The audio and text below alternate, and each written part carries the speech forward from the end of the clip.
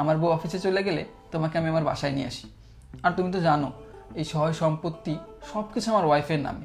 এখন এইগুলো আগে আমার নামে করে নিই, তারপর আমি তোমাকে বিয়ে করব।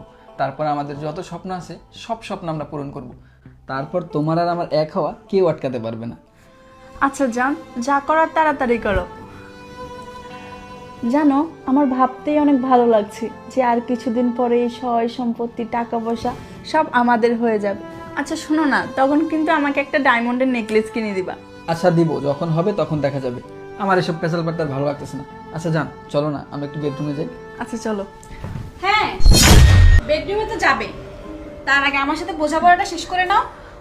তো তুমি তুমি তো নীরবকে নিয়ে অফিসে গেলা, তুমি অফিসে যাওনি? না, আমি অফিসে যাইনি। কেন? আমি অফিসে যাইনি বলে খুব সমস্যা হয়ে গেল দুজনে, তাই না?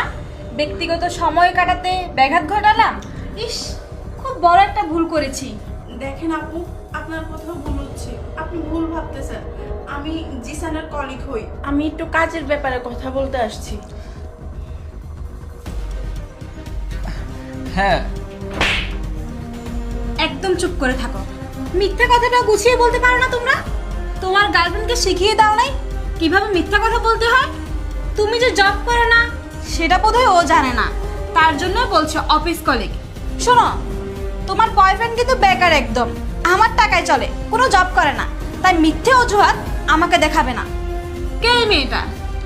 তাহলে আমি প্রতিদিন অফিসে চলে যাওয়ার পর আমার বাসায় সব নোংরামি চলে, তাই না? না না, তুমি আমার কথাটা একটু শোনো। একদম চুপ কর, আর একটা কথাও বলবে না তোমার ওই নোংরা মুখ দিয়ে। কিভাবে করতে পারলে? এসব করার আগে একবারও আমাদের ছেলের কথা তোমার মনে পড়েনি? আমাদের ঘর, আমাদের একটা সন্তান আছে, আর এইসব জেনেও তুমি কিনা